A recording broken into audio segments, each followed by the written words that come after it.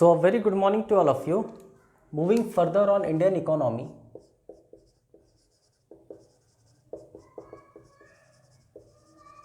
हम लोग देखेंगे आज इंडियन बैंकिंग सिस्टम का एक बड़ा important topic and that is types of check. अब ये इंपॉर्टेंट इसलिए है क्योंकि there are number of MCQs, there are number of questions which can be designed from particularly this topic. Okay, तो basically अगर हम लोग चेक को डिफाइन करना चाहें कि what is a check, okay, तो आप यू कैन से इनफैक्ट खुद से डिज़ाइन कर सकते हो इसके डेफिनेशन को कि it is an order to your bank. Okay, you may say an order to your bank, मतलब जो आपका पर्टिकुलर बैंक है। तो आप एक चेक में करते क्या हो, तो आप अपने एक चेक में उस बैंक को ऑर्डर करते हो कि किस चीज़ के लिए ऑर्डर करते हो, तो to pay a stated sum from your account. Okay, to pay a stated सम, ध्यान रहे कहां से ये पैसा देना है, from your account. I hope आप उस एक चेक की प्रक्रिया को अगर समझ पा रहे हो, फाइन, तो उसके डेफिनेशन को आप बड़ी आसानी से लिख सकते हो। Okay, order to your bank to pay a stated sum from your account written on a specially printed paper, written on a specially printed paper. I hope it is very clear. Okay, तो एक check basically bank ही एक check provide करता है। Okay, और उस check पे आप एक स्टेटेड सम लिखते हो, फाइन, और कहते हो कि this is an order to pay, fine. कहाँ से पे करना है, तो अपने खाते से पे करना है। ओके, ये एक स्पेशली प्रिंटेड पेपर है। I hope it is very clear, just take a look on it. या इसको कह सकते हो कि it is a negotiable financial instrument, fine.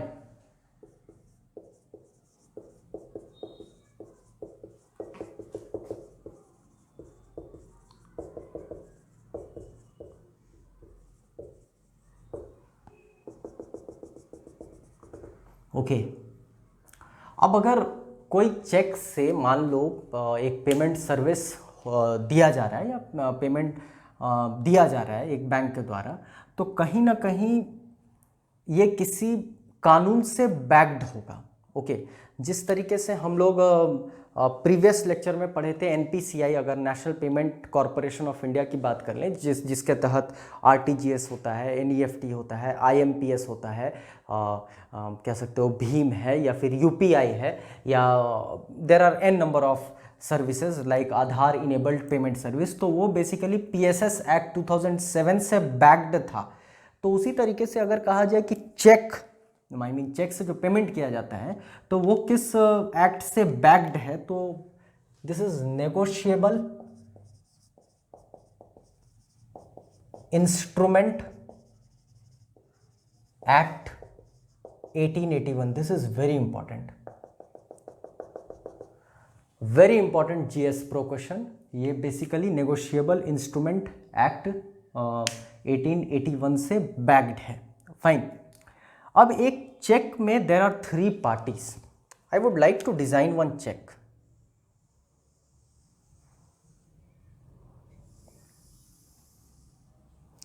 एक चेक का अगर हम लोग रफ डिजाइन बनाए, फाइन, तो what you find 3 parties, fine. एक होता है ड्रॉर, एक होता है ड्रॉई, और एक होता है पेई। यहां पर आपको दिखेगा पे। अब किसको पे करना है, मतलब यहां पर ये पेई हो गया, दिस इज योर पेई। जैसा हम आपको बतलाया कि देयर आर 3 पार्टीज। एग्जाम्पल से कोशिश करोगे आप ज्यादा समझने का। एक ड्रॉअर, एक ड्रॉई, और एक पेई, फाइन। तो ये बेसिकली पेई हो गया। आप किसको पेमेंट करना चाह रहे हो, फॉर एन एग्जाम्पल अगर आप कहते हो पे टू संस्कृति क्लासेस, फाइन, तो ये पे ही हो गया। अब ड्रॉर, ड्रॉर कौन है, तो आप यहां पर ये ड्रॉर होता है, लेट अस सपोज जिसका खाता है जो संस्कृति क्लासेस को पेमेंट देना चाहता है, fine, let us suppose a person named Harshvardhan wants to give some money to संस्कृति क्लासेस, तो संस्कृति क्लासेस पे ही हो गया। Drawer is particular this Harshvardhan जो अपना सिग्नेचर यहां पर करेगा, fine, this signature is very must, okay. ड्रॉई होगा वो बैंक जो जिसका बेसिकली चेक है, फाइन, तो आपको यहां पर ये बैंक का नाम लिखा रहेगा, जैसे late us suppose axis bank Hazaribagh, fine. So this is basically your ड्रॉई। I hope ये सबसे पहले आपको क्लियर हो गया होगा। तो एक चेक में 3 पार्टीज होते हैं, एक होता है पेई, आप किसको पे करना चाह रहे हो, बट ऑब्वियसली यहाँ पर अमाउंट लिखा रहता है। हम लोग एक ब्रीफ डिज़ाइन कर रहे हैं जहाँ आप अमाउंट लिखते हो, ओके। यहाँ पर डेट रहता है,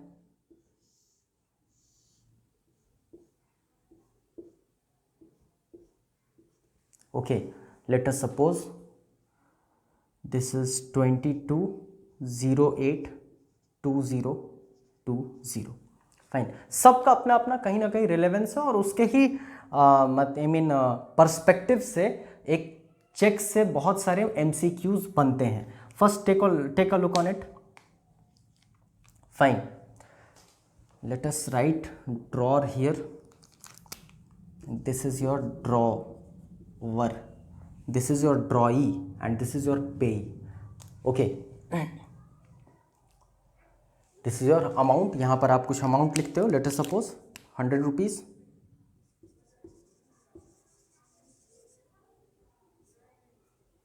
जिसका फिगर में आप यहां पर लिख देते हो लाइक दिस, वो एक कॉलम होता है उसमें आप अमाउंट भरते हो, okay. I hope till now what it is very clear. अब चेक के नीचे 23 डिजिट होता है, this is very important, okay. You have 23 digits, कोशिश करना है इसको समझने का।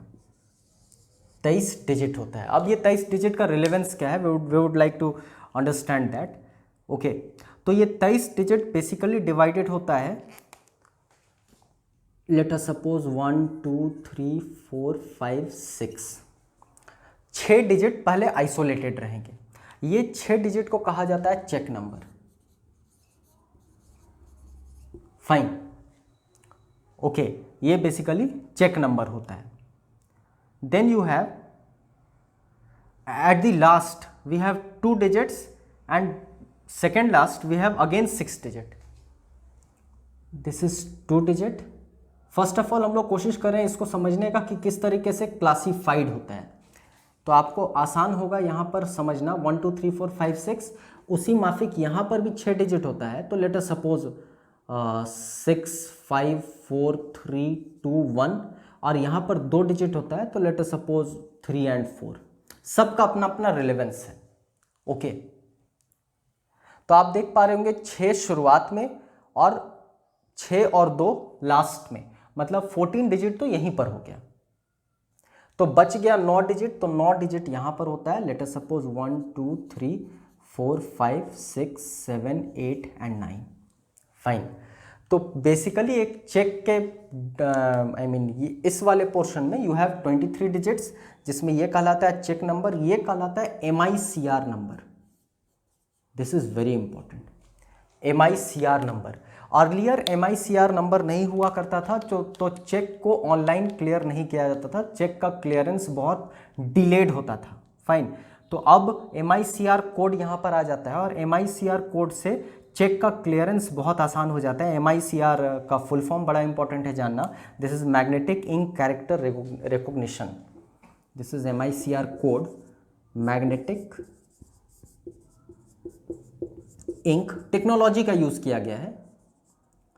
Okay, magnetic ink recognition code.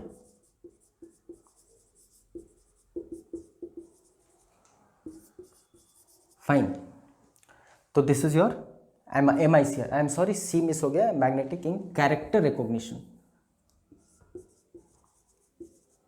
Character recognition code.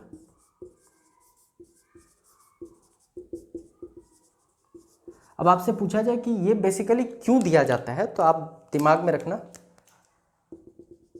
This is for check clearance. Let me take, it is on the frame और not.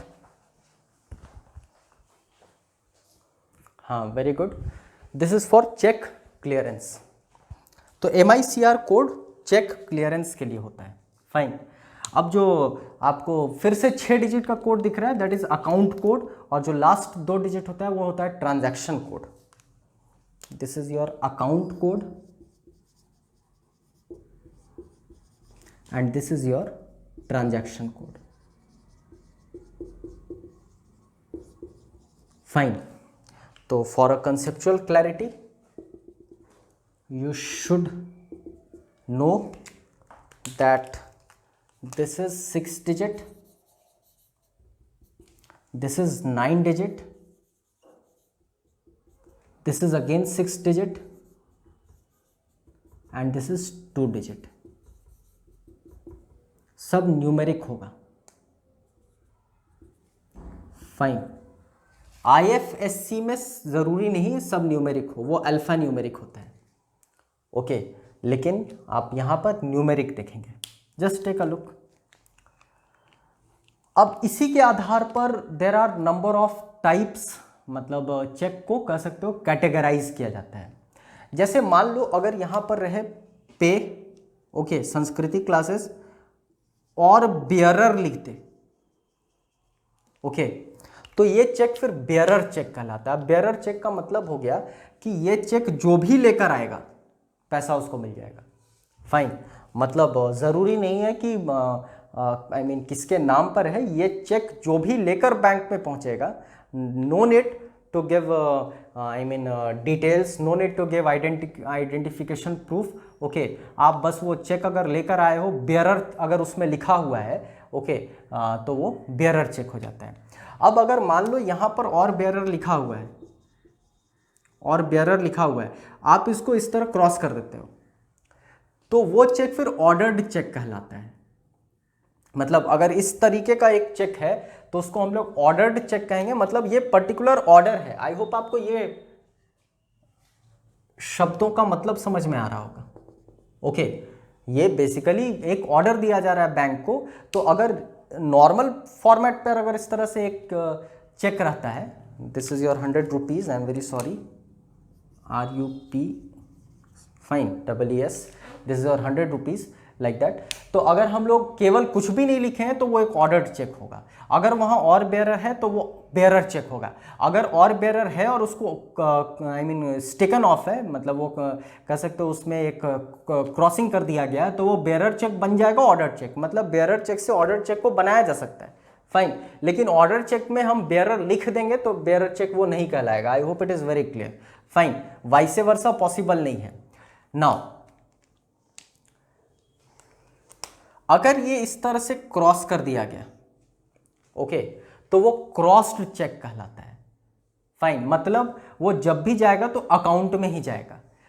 Fine, I hope it is clear. इसको account पेई check भी कहा जाता है। मतलब यहां पर अगर आप अकाउंट पेई लिख दिए हो, फाइन, तो वो अकाउंट पेई चेक होगा। वो आप मैनुअल अपने पेन से भी कर दोगे, तो अगर इस तरह से क्रॉसिंग रहता है तो वो क्रॉस चेक या फिर अकाउंट पेई हो जाता है। अनक्रॉस्ड रहे, मतलब यहाँ पर अगर कुछ भी नहीं दिया हुआ है तो आप उसको अकाउंट में भी डाल सकते हो, आप उसको कैश भी ले सकते हो। फाइन, मतलब ये सब बेसिकली कह सकते हो टाइप्स ऑफ चेक है। मतलब चेक का ये कैटेगराइजेशन कर दिया गया है। ओके, अच्छा, एक खास चीज़ यहाँ पर डेट का रेलेवेंस ये है कि वैलिडिटी होती है एक चेक की 3 मंथ्स। फाइन। और अगर मान लो 3 महीने के बाद आप इस चेक को लेकर जाते हो तो वो चेक मतलब किसी काम का नहीं है, वो इसको आउटडेटेड चेक कहते हैं या स्टेल चेक कहते हैं। स्टेल चेक या कह सकते हो आउटडेटेड चेक। नाम ही बता रहा है कि वो उसका डेट पूरा हो चुका है, वो 3 महीने से अधिक का है, इसलिए उसको आउटडेटेड चेक कहते हैं। मान लो यहाँ पर पूरे चेक में कोई पर्टिकुलर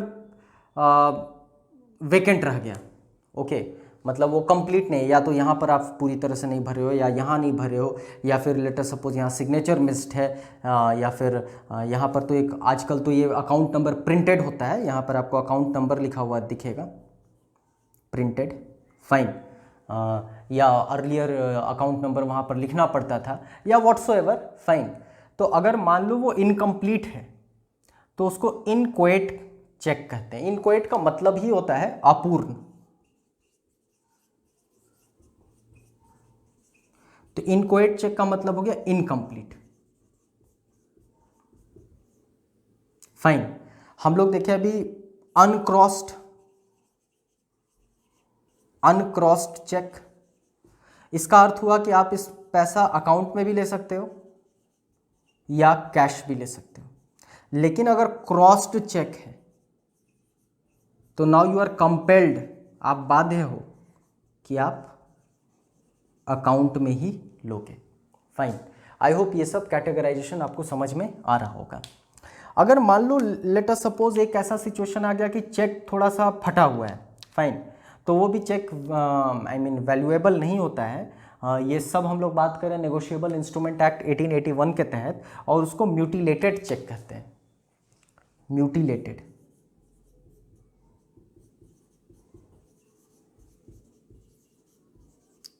तो ये हो गया टॉर्न, ओके, मतलब अगर कटा छटा है, फटा है, तो वो हम म्यूटिलेटेड चेक कहेंगे।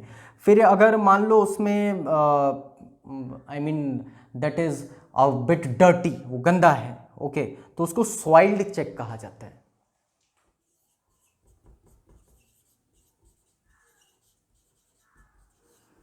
तो उसका कैटेगराइजेशन हो गया dirty. Just hold on, fine. Then you have one more future dated check, जिसको हम लोग पोस्ट डेटेड चेक कहते हैं, ओके।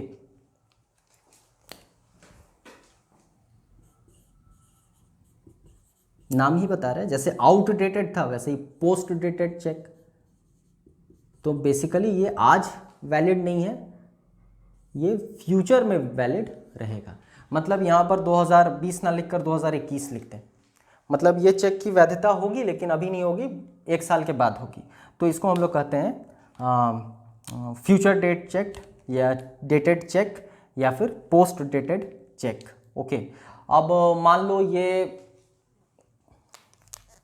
इस शब्द को अगर हम लोग पकड़ कर चले, स्पेशल प्रिंटेड पेपर, मान लो आप इसी तरीके से डिज़ाइन कर लिए, जिस तरह का वो एक पर्टिकुलर बैंक का चेक बुक है, आप उसको कहीं और डिज़ाइन कर लिए, ओके, और उसमें एक अमाउंट भर कर चले गए, ओके, मतलब वो basically you are doing forgery, तो वो कहलाता है फॉर्ज्ड चेक या फेक चेक। तो एक और कैटेगरी हो गया फॉर्ज्ड चेक, बेसिकली ये फेक हुआ। तो मतलब ये सब में आपको दिख रहा होगा, देयर आर नंबर ऑफ, जैसे forged cheque, future dated cheque, mutilated cheque, dirty cheque, okay, inchoate cheque या स्टेल चेक में पेमेंट पॉसिबल नहीं होता है। I hope it is very clear, just take a look. अच्छा, कभी आप सुने होंगे कि चेक बाउंस हो गया, तो वो बेसिकली इनसफिशिएंट के बैलेंस के वजह से होता है, फाइन। अगर आपके अकाउंट में इनफ बैलेंस नहीं है, मान लो 100 रुपये आपके अकाउंट में नहीं है और आपने ऑर्डर दे रखा है कि प्लीज़ पे 100 रुपीज़ टू संस्कृति क्लासेस, ओके, मतलब कहीं ना कहीं इनसफिशिएंट बैलेंस है। तो in case of insufficient balance, यहाँ पर लिख दे रहे हैं, in case of insufficient balance, उसको हम लोग बाउंस चेक भी कहते हैं या डिसऑनर चेक भी कहते हैं। Okay, just for I mean information. अच्छा, आप कभी कभी बोलचाल के भाषा में सुने होंगे ब्लैंक चेक। फाइन, तो ब्लैंक चेक का रिलेवेंस होता है केवल ये दोनों से रिलेटेड।